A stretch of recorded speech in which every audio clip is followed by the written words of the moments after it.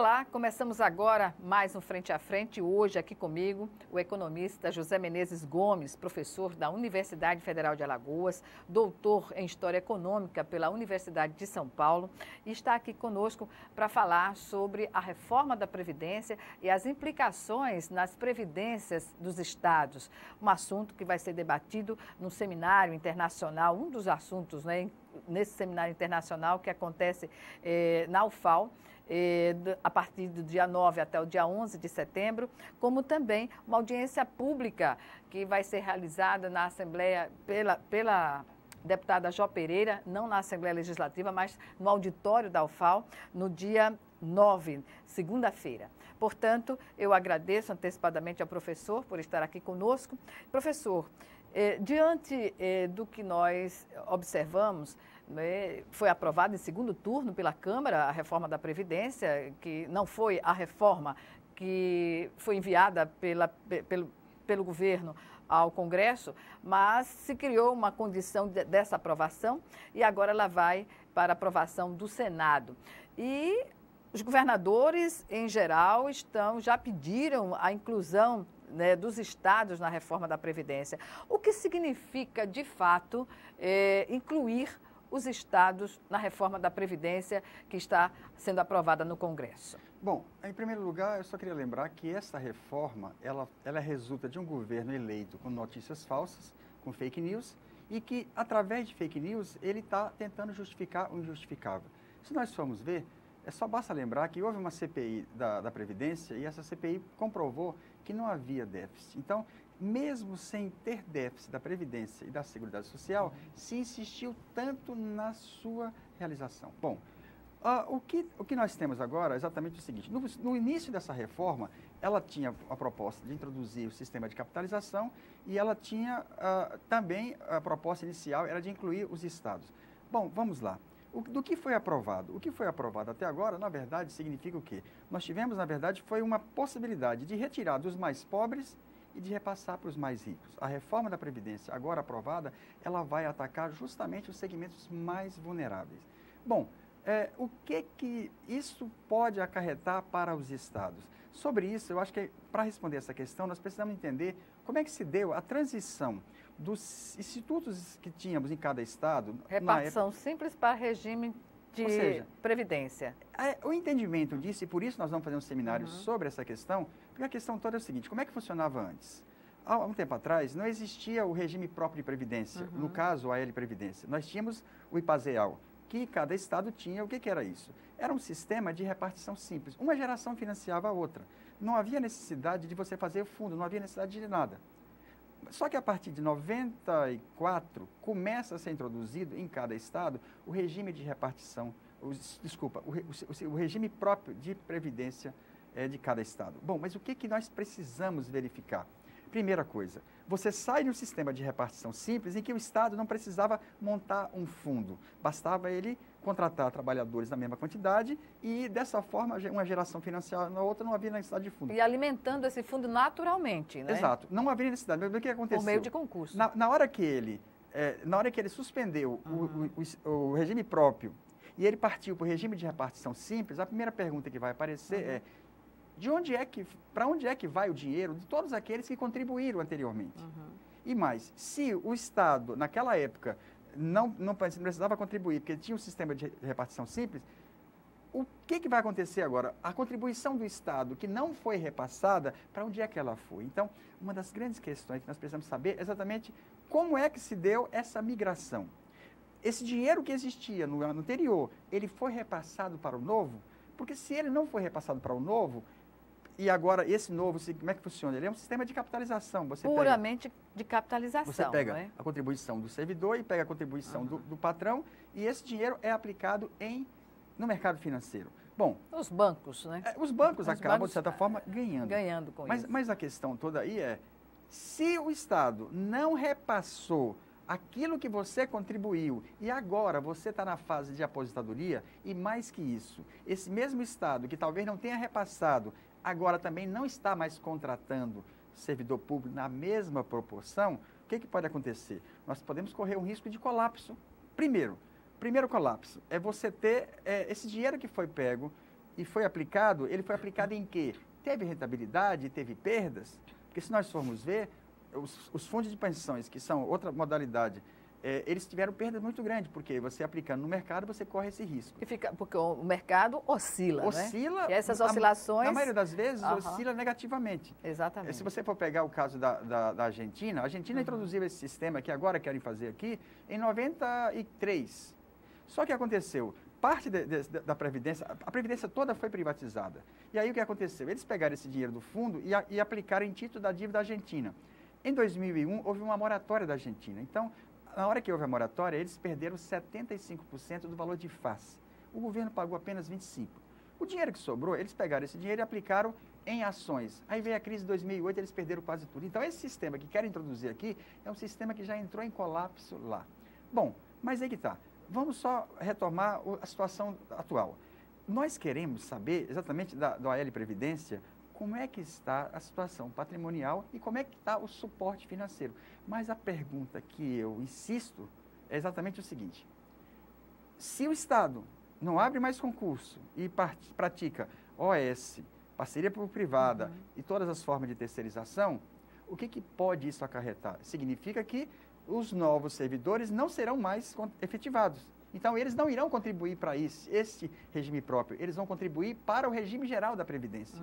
E aí é que está. Se os novos vão contribuir para o regime geral de Previdência, como é que vai ficar os anteriores que estão no regime próprio e que vão se aposentar? E que poderão se aposentar. Então, nós corremos um sério risco de termos uma situação, eu diria, caótica. Por quê? Porque, na verdade, a política do governo estadual aqui, do governo federal e dos demais estados, é de exterminar servidor público. Se nós formos ver, o que está em questão aqui é justamente tentar liquidar o servidor municipal, o servidor estadual e o servidor federal. Já não se está fazendo mais concursos públicos, não é? E uma coisa que nós estamos procurando fazer é justamente um estudo, fazendo um diagnóstico de quem são os servidores públicos do estado hoje de Alagoas. Nós queremos saber quanto eles são, quais são as suas faixas salariais, quanto tempo falta para se aposentar, porque outro problema da Previdência é a própria ausência de reajuste. Porque se você não reajusta os salários, isso acaba repercutindo também na sua contribuição à Previdência. Como aqui, a exemplo de vários estados, nós passamos por vários anos sem reposição da inflação para o salário, isso acaba também refletindo no volume o volume do fundo. O volume do fundo. O fundo passa a não ter sentido, né? Que exatamente. Se não tem investimento. A questão mais importante que eu vejo é justamente procurar fazer a seguinte pergunta. Se o Estado monta esse sistema de repartição e ele perde, é um problema. Se ele não contrata mais ninguém, é outro problema. Então, a grande questão que nós precisamos fazer aqui é que esse debate, ele na esfera federal, ele já foi muito bem colocado. Os servidores federais fazem esse debate há muito tempo, porque nós tivemos a introdução do regime de previdência privada já em 2003, foi instituído, e em 2012 foi criado os fundos de pensão dos servidores públicos. Como é que vai funcionar essa proposta que os deputados estão querendo que seja introduzido aqui? Vai funcionar mais ou menos o que está colocado pelo governo federal, ou seja, lá, todo servidor público que ganha acima do teto da Previdência, ele paga o correspondente a esse teto. O que vai acontecer? É que esse teto da Previdência é uma parte do salário. Se ele quiser algo mais, aí ele vai para o que se chama de previdência complementar. E aí o que significaria? Aprovar essa reforma significa introduzir para os estados mecanismos que já existiam no Serviço Federal. Hoje, por exemplo, no Serviço Federal, todos que entram já não entram mais pelo regime de repartição simples. Eles pagam a Previdência Pública apenas referente ao teto da Previdência. E esse é o grande problema. O teto da Previdência, que é de 5 mil e... Esse é outro grande problema, porque se os novos servidores que continuarem para o concurso forem contribuir apenas pelo teto da Previdência e não pela totalidade do seu salário, é mais um elemento para reduzir ainda mais esse volume de recurso que seria utilizado para pagar. Então, a nossa demanda... O interessante, perdão, interrompê-lo, professor, é que a contribuição dos trabalhadores, dos servidores, é compatível com a sua remuneração, né? A sua faixa de... Isso que se vai fazer do ponto de vista da contribuição. Mas com a capitalização, talvez poucas pessoas dentro do universo da população brasileira tenha a condição de fazer essa capitalização. Esse aí já é outro problema. É outro problema mais grave, por quê? Porque esse mesmo governo que fez essa reforma com fake news e tudo mais, ele já está dizendo que a próxima etapa da reforma da Previdência Federal é a introdução do sistema, do regime de capitalização. Então, aí agrava muito mais ainda. Porque que não foi aprovado agora. Que não foi agora, mas que o ministro acabou de dizer e o presidente do Senado vai tentar recolocar, através do Senado, este item que é o sistema de capitalização. O que difere, professor, o sistema de capitalização, de uma maneira bem didática para quem está nos assistindo, do sistema de seguridade social vigente? Bom, eu, por exemplo, hoje eu contribuo com 11% sobre o meu salário. E o meu patrão, no caso do governo federal, contribui com mais 22%. A Seguridade Social, ela financia, eu contribuo para a Seguridade Social, eu não contribuo apenas para a Previdência. Quando eu contribuo para a Seguridade Social, eu estou garantindo o financiamento da assistência, da Previdência e da saúde. Bom, o que pode acontecer se for reintroduzido o sistema de capitalização? É o modelo chileno. Lá, eu não vou mais pagar sobre a totalidade do meu rendimento. Com o sistema de capitalização, acaba com o regime, acaba com o teto da Previdência. É a privatização completa. E o que vai acontecer? O patrão não vai mais contribuir. Mas não é só o patrão que não vai contribuir, porque a Seguridade Social ela é bancada por a minha contribuição, pela contribuição do patrão e pelas outras contribuições que já existem. O que ele está tentando fazer, e aí é o que está tentando fazer no Senado, é retornar o sistema de capitalização, estilo chileno, mas aí vamos ver o que vai acontecer. Se você antes pagava a sua parte e o seu patrão, isso somava para o seu fundo. Mas se você somente for contribuir e o patrão não contribuir e as contribuições também não derem, o que vai acontecer? Você vai ter um dinheiro que vai para uma poupancinha e essa poupancinha, esse dinheiro vai ser aplicado no mercado e depois você vai estar sozinho. Se por um acaso acontecer o que aconteceu no Chile, depois de 30, 40 anos, o que aconteceu com os chilenos? Hoje, quem se aposenta melhor no Chile está ganhando R$400. Então, R$400, professor? R$400. Por quê? Porque o sistema de capitalização, o patrão não contribui mais. E só você contribui. Mas não é só isso. O problema é que você coloca no sistema de risco. Se as ações caírem, se os títulos da dívida pública pararem de render, você perde tudo. Na verdade, é como se você pegasse a sua fase mais delicada, a sua velhice, e colocasse na mão do mercado financeiro. Então, frio. É frio. Cruel. É cruel. Então, o que está acontecendo? No Chile, hoje, nós já temos um índice de suicídio muito elevado. Então, o que nós estamos querendo colocar? É que, para os servidores do Estado, é primeiro necessário discutir essa transição do regime de repartição simples para próprio de Previdência, para o L de Previdência, mas aí que está. Esta reforma do Estado, nós até agora não sabemos o que está sendo proposto. O que eu estou indicando é que eles vão tender a colocar para os estados a mesma lógica que foi colocada no setor federal. Mas aí que está. Veja só o que está acontecendo. Vamos pegar, você falou de sistema de capitalização. Nós temos dois tipos imediato. Um é o fechado, que é o fundo de pensão, e um é o aberto, que os bancos administram. E a outra é o sistema de capitalização próprio, que ele dissocia completamente da Seguridade Social. Mas vamos ver só o que significa o desmantelamento da Seguridade Social. Eu tenho na minha família em Mato Grosso 7 pessoas que recebem BPC. Significa quem é que vai financiar o BPC? Aqui em Alagoas, 90% da população necessita do SUS, inclusive eu, que mesmo tendo um plano de saúde, porque eu viajo pelo país inteiro e dou aula no interior, eu preciso, como qualquer outra pessoa, precisa do SUS. Então, se você acaba com isso, você vai acabar com o BPC, você vai acabar com toda a política de assistência. E aí é que está. Imaginemos só, mas tem coisa pior ainda. O governo está tentando agora existe hoje na legislação brasileira uma obrigação mínima de você investir em saúde e educação. Esse mesmo governo está querendo acabar com isso. Então, se você acaba com isso, significa que o Estado, o município e a União não vão ter mais a obrigação da chamada verba carimbada de ter que contribuir com 12% ou tantos por cento. Se isso também for aprovado, é muito, muito grave. Mas aí tem uma outra coisa muito séria. A reforma trabalhista, tal como ela já foi aprovada, que desregulamentou, que aumentou a terceirização, ela ajuda a diminuir a arrecadação da Previdência. A contribuição da Previdência.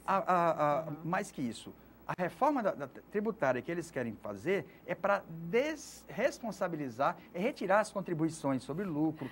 Ou seja, professor, o que vai restar eu diria, dessas reformas, ao que parece, para a população? Com toda tranquilidade. É uma perversidade. Com toda a sensibilidade de alguém que tem origem pobre, que conseguiu estudar através da existência de serviço público, que tem parte da sua família num grau de vulnerabilidade, eu diria, esse governo tem uma política de extermínio de pobre. É claro, é uma política de extermínio de pobre. O que ele quer fazer, na verdade? Por que toda vez que a reforma da Previdência avançava na Câmara, as ações se valorizavam? Eu tenho uma... Pois é, o que é que tem a ver uma coisa com a outra? Um aluno meu, Otaviano, fez uma monografia que eu orientei e ele constatou exatamente isso. A grande parte das empresas que têm capital na Bolsa são bancos. Então, o que os bancos vão fazer? Os bancos vão ganhar mais dinheiro vendendo previdência privada. Os bancos são os mais interessados na reforma da Previdência. Agora, quem são os bancos? Os bancos é o setor que mais ganha dinheiro. Independente de crise ou qualquer coisa. Sistema financeiro. O sistema financeiro, ele é o que mais desemprega. E predador, né? E é o que mais utiliza as novas tecnologias, é o que mais dificulta o crédito, é o que mais dificulta o investimento privado, é o que mais dificulta qualquer coisa de investimento que possa resultar em emprego. Então, o setor financeiro, que também domina grande parte da mídia mundial e também na mídia brasileira, ele está querendo ganhar ainda mais. E aí, veja só. Mas o que significa os bancos ganharem ainda mais dentro da conjuntura que nós vivemos, com o índice de milhões de desempregados e por aí vai? Vamos só ver o seguinte, cortaram agora alguns bilhões das universidades, cortaram bilhões de vários serviços públicos, cortaram bilhões para quê? Para pagar a dívida.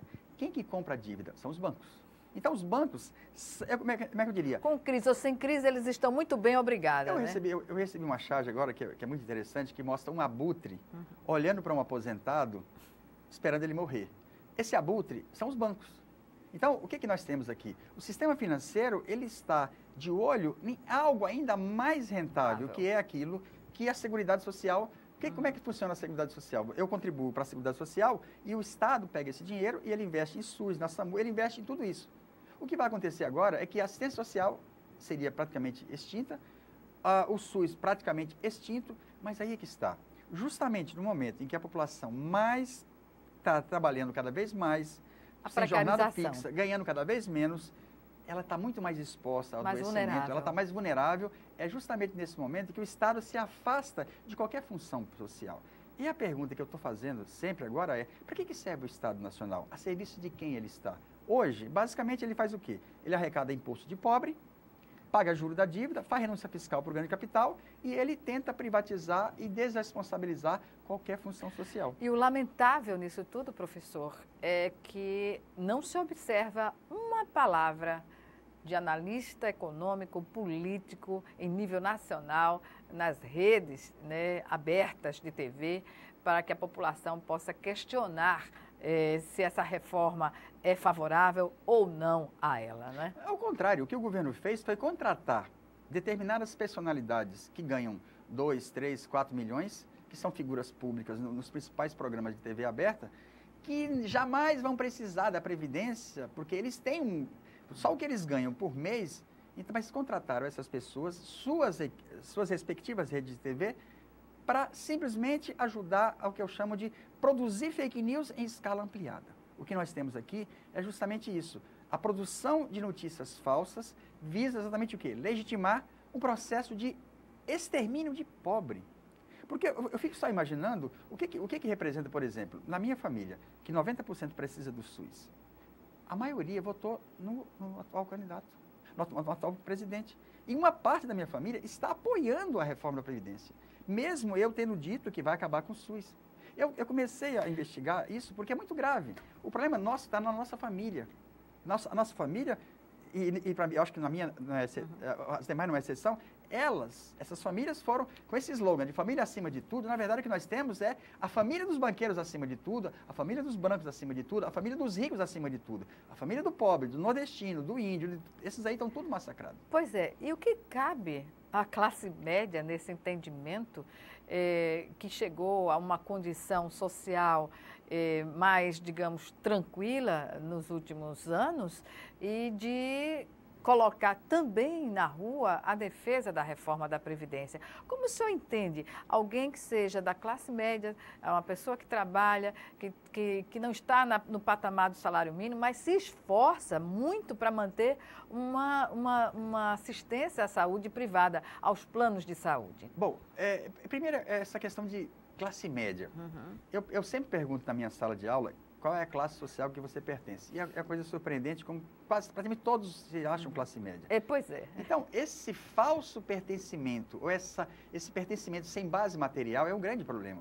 Porque, ideologicamente, e eu vejo isso na minha família, pessoas que ganham abaixo de R$ 4.200, que seria abaixo da linha da pobreza cheia, eles se acham classe média. Exatamente. Mas aí é que está. Alguns, não só da minha família, mas de várias, ainda estão pagando o plano de saúde, só que estão deixando de comer. Alguns futuramente, e tem mais, quanto mais você envelhece, o que eu estou vendo é que isso que se acha classe média, na verdade não é classe média. Porque se você for ver, os dados que eu tenho aqui de Alagoas, nós temos aproximadamente 20 mil pessoas que ganham de 10 a 20 salários mínimos. O resto ganha bem menos. Então, classe média com materialidade, ela teria que ter uma renda por aí. Compatível. Compatível. Mas o que é aí? O que nós temos? É uma classe média sem materialidade, que é classe média porque ela quer ser classe média. E ela, nesse processo, ela também desenvolve assim, uma certa ojeriza a quem está abaixo do que ela classifica estar na classe média. Né? Isso é uma ilusão terrível. Tenho um exemplo familiar. É autofágica, eu diria, é uma ilusão autofágica. Eu sempre gosto de estudar minha família, porque acho que a família é nossa. E eu tenho um exemplo familiar de que essa pessoa me chama assim, a sua classe. Ela fala a sua classe, ela diz a classe trabalhadora como se ela não pertencesse. Mas o que eu estou vendo agora é o seguinte, nós estamos vivendo uma situação de drama em que grande parte daqueles que hoje se consideram classe média, futuramente vão ter uma redução da massa salarial brutal, não vão poder pagar plano de saúde e o que é pior, pela experiência que eu estou vivenciando, em alguns casos próximos da minha convivência, são pessoas que eram classe média e que possivelmente elas vão ter, no avançar da sua idade, que elas não vão poder pagar plano de saúde, que elas vão estar num grau de pauperização, elas vão acabar dependendo do SUS. Só que ela passou a vida inteira defendendo a privatização do SUS. Pois é. O que me dói muito, na minha família inclusive, são filhos de pobres que usaram o serviço público e que hoje apoia a própria privatização da universidade. São pessoas que têm origem pobre, que assimilaram os valores supostamente de classe média. Como justifica essa incompreensão generalizada na população? Olha, como eu falei, minha família é meu objeto imediato de investigação. De pesquisa. Inclusive, eu escrevi um artigo em menos de 24 horas, quando eu estava falando com um primo meu, e o título do artigo é o pobre de direita é o figurante de burguês. O que eu percebo é mais ou menos isso. Eu peguei uma frase que é popular, que é mais ou menos assim. Ele come sardinha e arrota caviar. Mais que isso, ele vira o pitbull da burguesia. Ele não tem quase nada. Mas ele sonha um dia que ele vai ter uma empresa, que ele vai ter uma fazenda, que ele vai ter isso. E antes dele ter, ele já defende aquilo que ele projeta ter. Ele passa a vida inteira latindo na calçada da mansão da burguesia que um dia ele sonha estar lá dentro. Mas ele, na verdade, ele acaba virando a voz, o latido da classe que oprime ele. Por quê? Porque ele não se identifica como classe. O grande problema que eu vejo, exatamente, são pessoas que estão dentro da linha da pobreza, ganham abaixo dos chamados R$ 4.200, que a Constituição determinaria, e, no entanto, eles vivem, e aí tem um problema. Porque as pessoas que aparentemente são classe média, mas não têm materialidade, uma hora ela atrasa a escola do filho, outra hora ela atrasa o condomínio, ela vive o tempo todo Ela endividada. não dorme. Ela não dorme, porque ela tem que encenar, ela tem que ter uma roupa determinada. E aí é que está.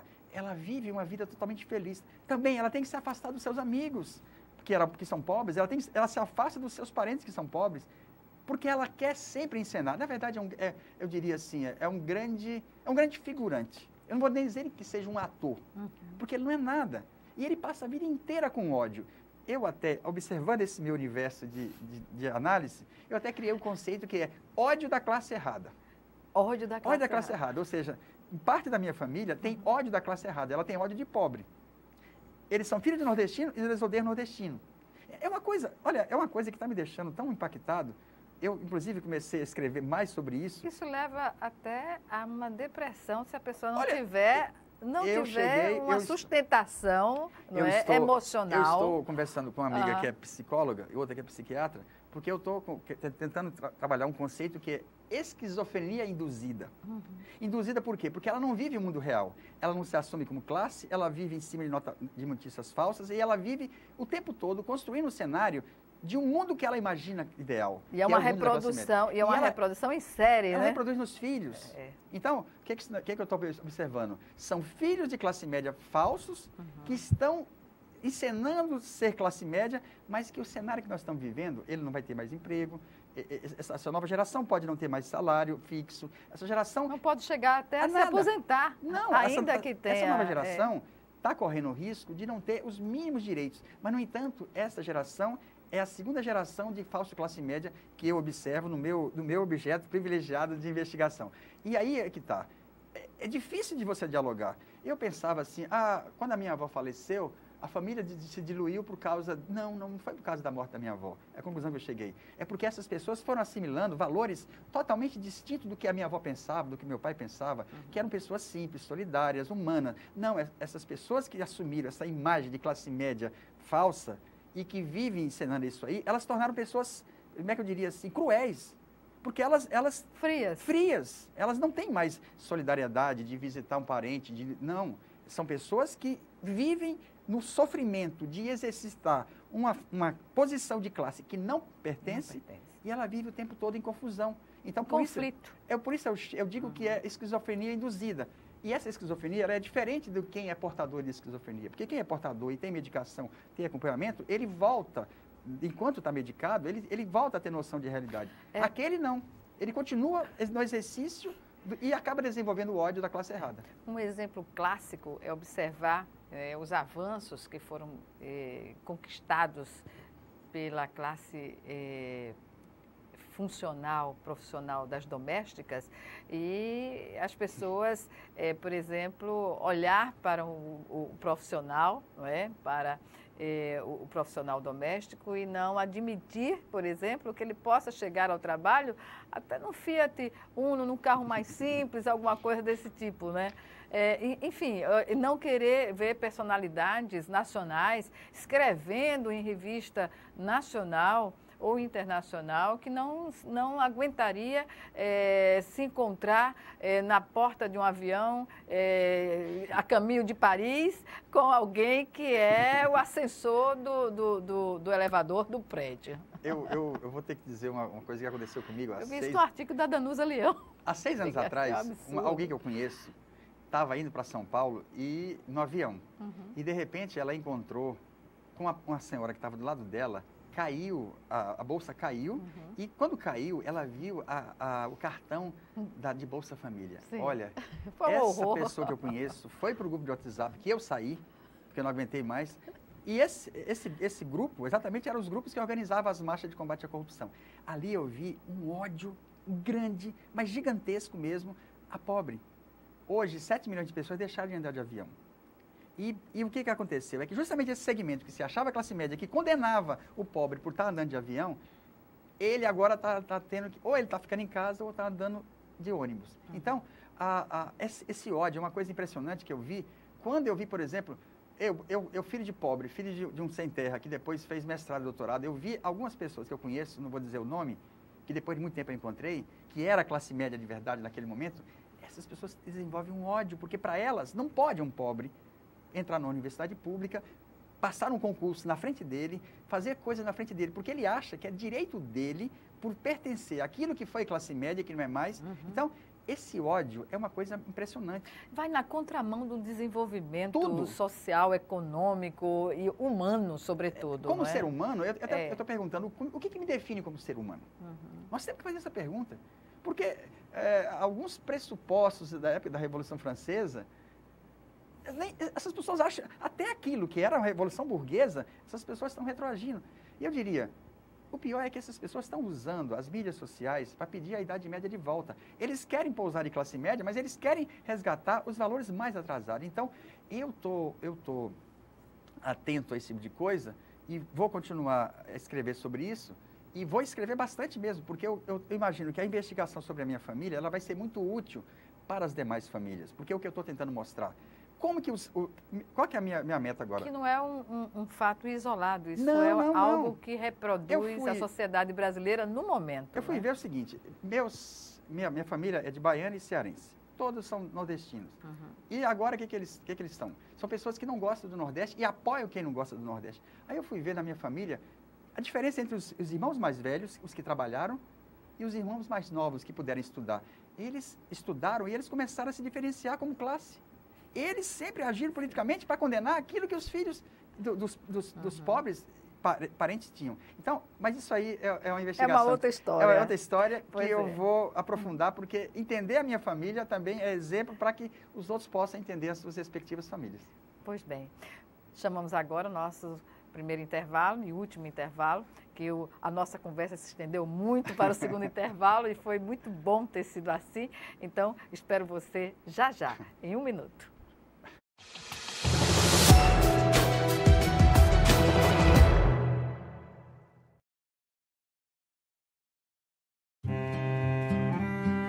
Eu sei que são noites em claro, que muitas vezes não é fácil, que o cansaço bate, que mexe com a rotina, que é mais difícil do que parecia.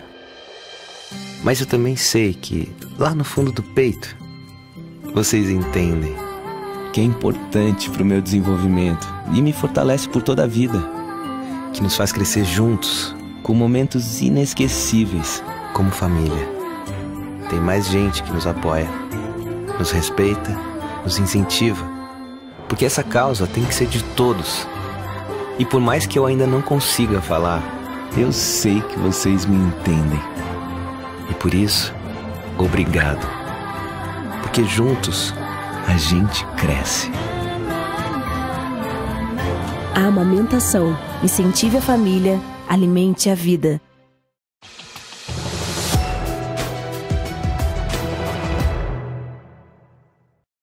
Estamos de volta para o último bloco do Frente a Frente, que hoje recebe o professor José Menezes Gomes, ele que é professor da Universidade Federal de Alagoas, com doutorado na USP em História Econômica, e nos faz uma avaliação da correlação que existe entre o regime atual de previdência nos estados e também a proposta que já foi aprovada na Câmara Federal, que vai à aprovação do Senado da reforma da Previdência e as implicações disso no dia a dia das pessoas que vão se aposentar ou não dentro dessa nova condição.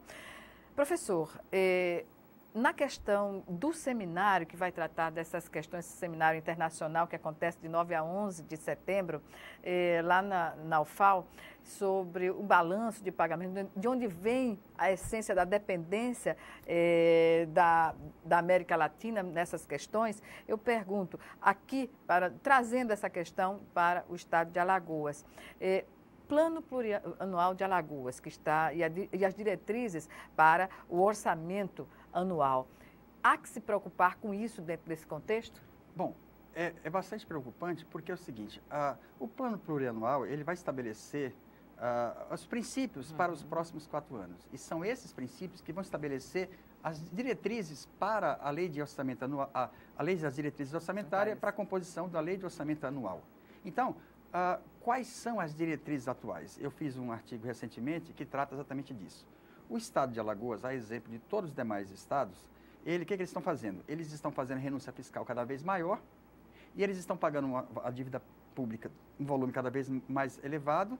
E o que significa isso? Uma bola de neve. E além do mais, nós temos a Lei Candir, que é aquela que permite a desoneração. Então, o que nós estamos vendo aqui? Nesse PPA, quais são os princípios que vão fundar os 4 anos? Será a geração de emprego? Será o investimento em serviço público? Será o atendimento das demandas sociais? Será o impulsionamento, por exemplo, da agricultura familiar? Será a geração de emprego? Ou seja, nós precisamos saber quais são os princípios e, para isso, nós temos que fazer uma análise de conjuntura. Nós temos que fazer um mapeamento do que foi os últimos 4 anos, saber como é que se deu essa execução orçamentária, qual é o setor que foi privilegiado ou não, qual foi a geração. Ou seja, nós precisamos fazer um diagnóstico e, a partir daí, o que significa? O plano plurianual, ele vai, na minha visão, ele teria que fazer o seguinte: nós vamos fazer o quê? Nós vamos continuar fazendo renúncia fiscal de R$ 990 para 2001. O que significa R$ 990 mil? É o orçamento da UFAL. Ou seja, esse dinheiro que está sendo pago, que está se deixando de arrecadar, ele não poderia ser usado para fazer concurso público, ele não poderia ser usado para influenciar a agricultura familiar, ele não poderia ser usado para impulsionar uma política de geração de renda. Ou seja, o plano plurianual, esse debate é muito importante porque não é só isso. Nós queremos discutir nesse dia quais são as etapas, nós queremos formar formadores, porque a nossa intenção é fazer com que os movimentos sociais se apropriem para saber qual é o calendário para você participar da lei das diretrizes orçamentárias, como que nós podemos participar, que tipo de movimentação nós podemos fazer, é possível fazer emenda, qual é a importância da execução orçamentária para a definição da lei de orçamento anual. Então, esse dia é um dia exatamente que tem como objetivo deixar para os movimentos sociais a possibilidade de sabermos o que representa, o que significa o planejamento. E neste contexto de planejamento tem que se observar também, não é, a aceleração da dívida pública, porque é um pagamento praticamente sem fim. Só para você ter uma ideia, nos últimos de 2009, de 98 até 2015, Alagoas pagou 7,3 bilhões de dívida pública. 7,3 bilhões e deve aproximadamente 9 bilhões e meio. Mas aí que está, uma coisa que eu esqueci de falar. Neste PPA vai estar colocado que os empréstimos internos e externos vai ser a modalidade de financiamento do Estado. Se for isso, é uma tragédia. Porque olha só, o Estado... O que é que isso significa na prática? Primeiro, o Estado de Alagoas tomou emprestado ano passado 620 milhões junto ao Banco do Brasil. Bom, este ano que pretende tomar emprestado mais 700 milhões. Só que esse empréstimo agora é empréstimo externo.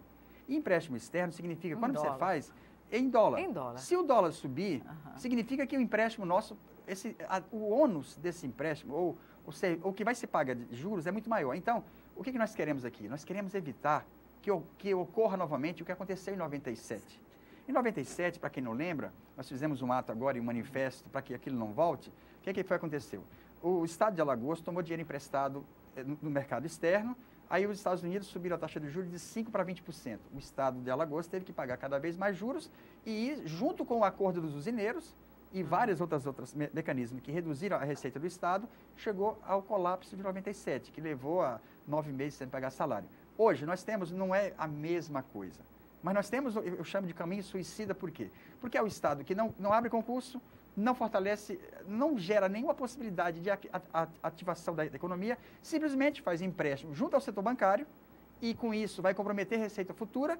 E o que ele faz? Não dá reajuste para o servidor público, não abre concurso, sacrifica as carreiras e, mais que isso, ele amplifica a terceirização, ele introduz as OS. E esta lógica dentro do PPA vai significar o que para a Previdência? Vai ser caótico.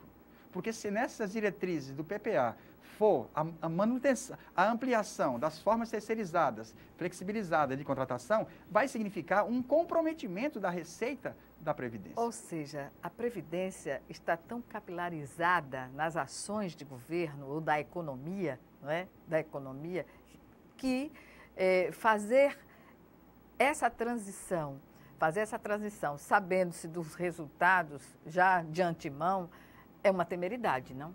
E outra coisa que complementa o que você está colocando. O que significa? Como é que funciona a Previdência? Eu pago 11% do meu rendimento todo mês. Esse dinheiro é para quando eu me aposentar, eu continuo como consumidor. Se você acabar com a Previdência, você está acabando com a poupança forçada. Então, isso no PPA vai ter que ser discutido. Porque significa o quê? Se a Previdência... Por exemplo, a reforma da Previdência ela vai impedir grande parte dos trabalhadores rurais de terem acesso à Previdência. O que significa isso para a cidade do interior?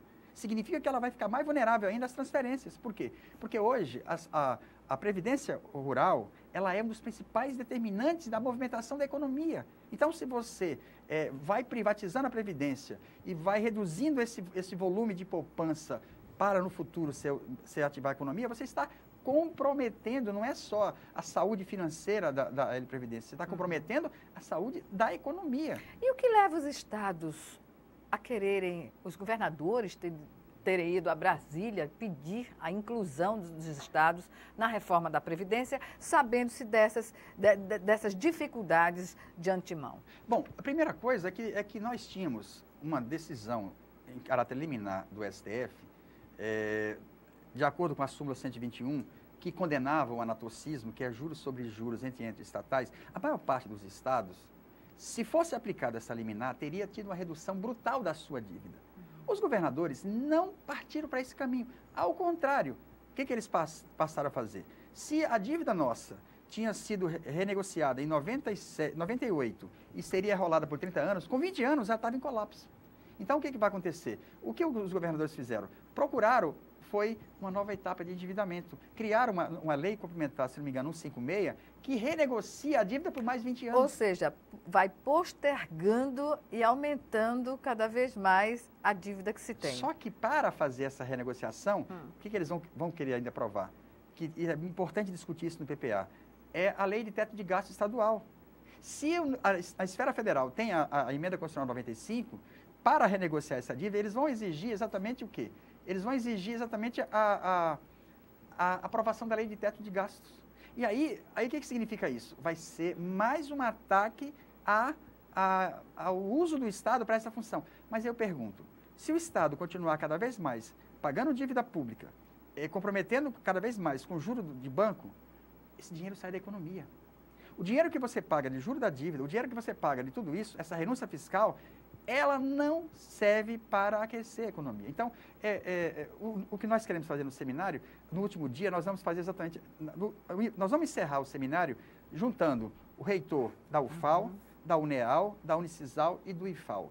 E junto com o representante da FAPEAL, porque nós queremos discutir exatamente qual é o papel da universidade pública e das instituições, das fundações de apoio à pesquisa. Por quê? Pela nossa visão, esta dependência, se nós queremos pensar minimamente em combatê-la, a primeira coisa que nós temos que fazer é não sair dos gastos sociais em educação, em ciência e tecnologia, porque aí, se nós acabarmos com isso, nós vamos virar uma colônia efetivamente. Por quê? Sem gerar tecnologia, sem gerar nada, nós vamos ser uma colônia dependente das questões financeiras apenas. Professor, agora, para que se inverta essa realidade, os estados e o próprio governo federal deveriam beber na fonte da academia, né? Da pesquisa. Como tem sido essa relação? Olha, o que para a gente finalizar nos 2 últimos minutos que temos da nossa entrevista. O que nós estamos vivendo hoje é um momento dos mais graves, porque existe um ódio à universidade, existe um ódio à ciência. Ao saber, ao conhecimento. Um ódio à ciência. Quando o ministro da Educação faz parte de um movimento que ainda duvida se a Terra é plana, se a Terra é redonda. É redonda. Você imagina como é que está? E aí o que você tem? O ataque à CNPq, o ataque à CAPES. Ao INPE agora? Ao INPE. Você está atacando tudo. Mas o que significa isso? É você desmantelar 20, 30 anos de investimento, 20, 30 anos de ação do Estado, no sentido de quê? De procurar inovação. Alternativas em defesa do sucesso do Estado. Quando você desmantela o sistema de educação, ciência e tecnologia, você está desmontando tudo. Porque daqui um dia, o que nós vamos ter? Porque essa é a moeda do desenvolvimento que o mundo globalizado entende, né? Se os países como China e vários outros conseguiram se desenvolver, foi inicialmente porque eles tiveram uma pauta de investimento totalmente contrária. Então, o que falta aos governadores de todos, eu vou dizer todos, porque a diferenciação é pequena. O que falta é exatamente passar para entender o que significa a dívida pública. E aí, nesse sentido, eu acho que os governadores do Nordeste deviam chamar a auditoria das dívidas. Ele devia procurar investigar por que essas dívidas cresceram tanto, por que elas crescem tanto, por que elas comprometem tanto as políticas sociais. Porque o que está colocado aqui bem claro. O que está colocado aqui é, se o Estado não cumprir essas funções, ele serve para quê? E eu ainda acho que o Estado deve ter alguma função social. Claro. Professor, algumas considerações, estamos encerrando o programa. Eu queria só, mais uma vez, destacar que esse seminário internacional é fruto também da existência de uma rede de cátedras sobre a dívida que é coordenada por Ramiro Chimures e que nós temos 5 países e, nesse momento, nós estamos exatamente chamando esses 5 países para refletir sobre isso em Alagoas. Pois bem, obrigada mais uma vez pela sua participação e até uma próxima oportunidade, quando teremos ainda 2 temas aqui a tratar relacionados ao desenvolvimento econômico e ao saber no estado de Alagoas e no Brasil. Obrigada. Obrigado pelo espaço, mais uma vez. Obrigada a você também que nos assistiu e até o nosso próximo programa.